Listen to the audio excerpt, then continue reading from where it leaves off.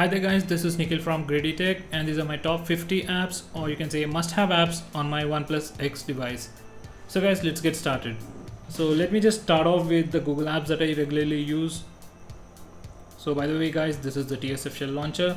So these are pretty much the Google apps that I regularly use. Well, there are a few other things that are related to blogging, but I have not included this as this is for regular people. So going on, so in this, the apps that I use most frequently are Google, YouTube, Calendar, Gmail and Photos, and obviously Play Store. So I don't use the Chrome and Maps so much, but I definitely want them on my phone. I usually use Chrome as my fallback browser for link bubble. So going on next, we have TSF Shell Launcher. So this is the launcher. So it has some nice animations and transitions, so I would definitely suggest you to check it out. So next in our list is Touchpal. It's definitely my favorite keyboard, as I've been saying since I guess 1 or 2 years. So it has some nice gestures, so let me just show them to you. So this is the Touchpal keyboard, and if I want to press numbers, all I need to do is simply swipe up and I am able to enter numbers. And to delete any word, I don't need to press and hold the back button. I can simply swipe from the back and it removes the last word. And for the symbols above the space bar, I can simply swipe down to insert those symbols. And next, the best thing is it comes with a clipboard manager pre-installed or inbuilt. So we have the clipboard, and this contains the list of snippets that I've copied. And we have some additional functions over here like cut, copy, paste, and for selecting, and we can even select text from here. We have arrow keys and all. So we even have an inbuilt search engine. So it's a pretty big deal. So going on next, these are my note-taking apps. So if I have anything small or if I want to quickly take a note, I use Google Keep. And usually when I want to take notes on my browser, bookmark them, I use Evernote. And if I have a lot of information that I need to store in a structured format, then I use OneNote. So usually I use OneNote and Evernote on my PC, but I use them on my Android to simply access those data. Going on next, we have Smart App Locker. So this is a very nice app locker with some additional features.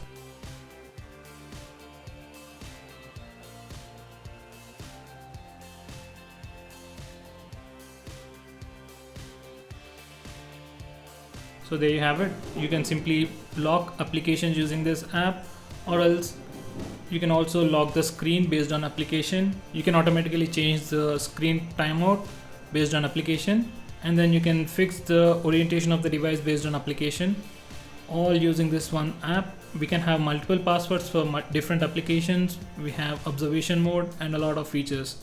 So do check this out. Next we have the MX player, which is just a media player with some nice gestures. It has hardware acceleration mode and hardware plus acceleration mode. I don't really know what those two things are, but it definitely works really well. Next we have is QuickPick. It's just an alternative app for your gallery. It has some nice features like Moments, which classifies files based on the time they are taken. You have folders, cloud, Wi-Fi share, and some other things. On the whole, the reason I like it is it's really fast. So the next app in our list is Disk Usage. It simply gives a visual representation of the files that are occupying the internal or external SD card. So currently it's scanning the internal storage. So there we have it. So as you can see, it simply shows you how much a file is occupying on your total internal storage. And using this app, we can easily find files which are unnecessarily occupying space on our device and even delete them. So that's one nice feature. Going on next is the SyncMe app. So using this app, I can sync files with my PC if they are both connected on the same network.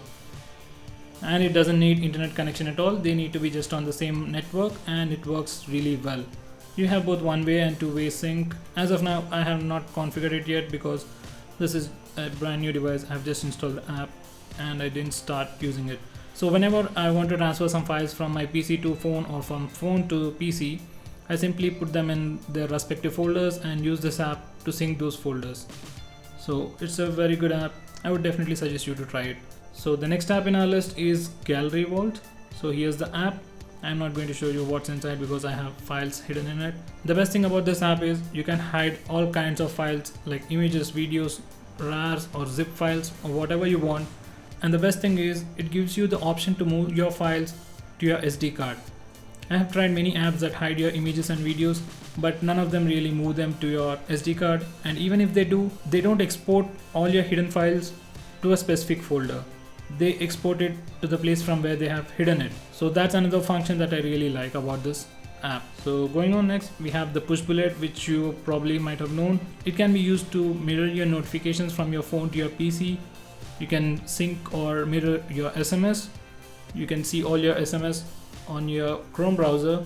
If you have this option enabled, just go to SMS and make sure the SMS sync is enabled, and whenever you get an SMS on this device, you can check it and even reply to that SMS from your browser. So do check that out. So these are the browsers installed on my device.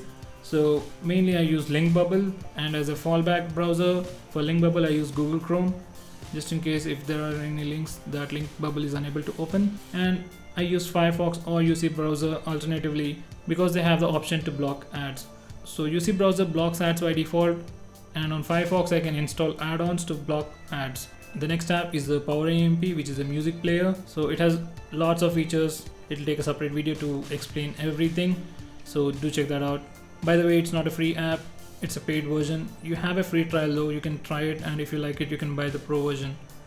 And these are some of the root apps. As of now this device is not rooted, so I don't have many apps in it. These are some apps that got installed from my previous phone. So folder mount is used to move files or games or applications from your internal SD card to external SD card. And Greenify, as many of you know, is used to stop applications which are constantly running in the background, example Facebook. And then finally we have battery saver app, which is simply a toggle to enable or disable the battery saver mode. So I actually use Tasker to automatically enable battery saver every time, and to disable it I simply use the shortcut. So it's a nice app, you can give it a try. And the next app is ES File Explorer, and again it's a huge app with lot of options.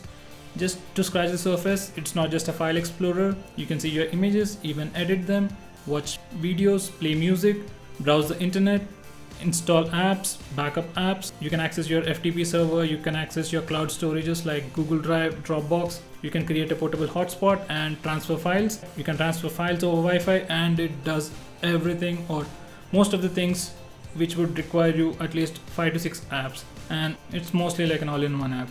So do let me know if you want me to make a review of ES Explorer. And the next app is ShareIt, which can be used to transfer files. Well, most people don't use ES File Explorer to transfer files, so I have this app installed in this device. So it's a pretty easy way to transfer files from your Android device to your PC or an iPhone or even an Android device if they have ShareIt already installed. And next we have the Android Device Manager, which can be used to track your Android phone, even lock it and reset your entire phone. And next I have the Smart Voice Recorder. Well, the entire design of this app is very simple. I hit the red button, the recording starts, I hit it again, it is in pause mode, and when I'm done I press finish, and it'll initially ask me for the name, which I am lazy to enter, so I'll check this option that says don't show again and press OK, and from the next time it won't ask me a name. Going on next, this is the OVO app. It's a simple timer.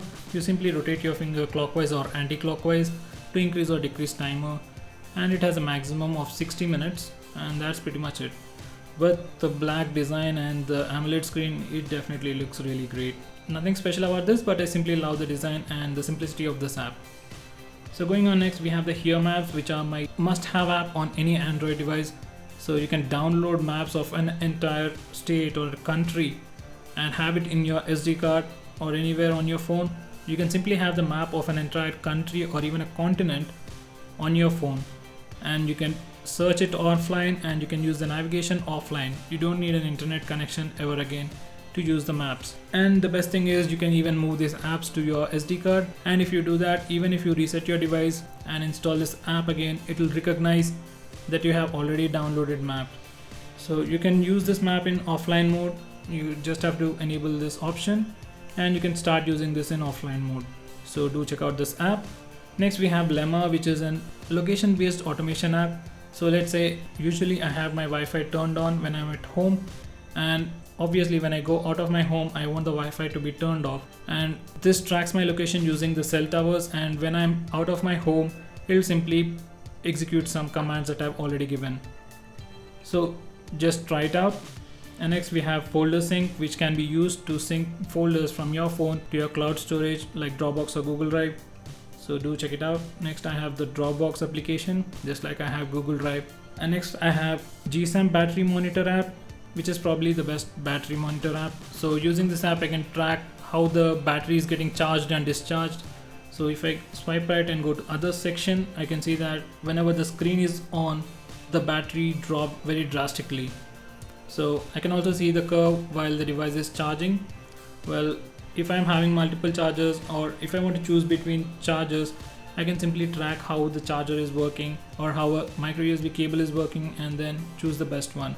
Well, if you didn't understand anything that I said, simply ignore it. Next I have WhatsApp, which is my primary messaging app. I don't use Facebook Messenger or anything. I just prefer to stay on one network where I can access most of my friends. Next we have a Face Lock Pro. As this device doesn't have a fingerprint scanner, we definitely need some kind of a mechanism to lock the apps, and I'm definitely very lazy to enter a pattern or a pin, so I use Face Lock Pro. This app really works great, and it's actually forced me to buy a pro version, and it's definitely worth it. So you can lock your phone using this app, or else you can lock multiple applications, and you have different security levels. This app is just amazing. Simply try it yourself. Next in our list is the Truecaller, which can be used to track unknown numbers, even block out spam calls. If you ever want to look up any unknown number, Truecaller is your answer. But that being said, it won't give you answers for every number, but you will definitely get the names for most of the numbers. Next we have Super Backup, which I use to backup SMS contacts and call logs. Though it's a free app, it has option to automatically backup all my SMS contacts and call logs directly to Google Drive every day. So that's one nice feature. Next I use CPU Temp app to basically track the CPU temperature. So whenever I feel that the CPU temperature is really high, I use this app to see what's going on with the CPU. I check the frequency and CPU temperature and so on. So the next app is the Chromecast. For anyone who has a Chromecast in their home, you will definitely find this app in their phone. So it seems my Chromecast is sleeping. No, it's active. So there you have it. My Chromecast is alive. Next we have the app called Textra, which is basically a messaging app, an SMS app. The only reason why I'm using this app is because of the blacklist. If I don't want to receive messages from any particular contact, simply press and hold and then go to menu and hit blacklist, and I won't see his messages anymore. By the way, if you have any app that works better than this and which looks better than this, do let me know by commenting below this video. So going on next, we have this app called as Aftership, which can be used to track couriers. So we have Google for that. Google sweeps through your email, and if you have any pending deliveries from any courier services like Blue Dart or FedEx, it'll simply give you that information, but this does a pretty good job than that.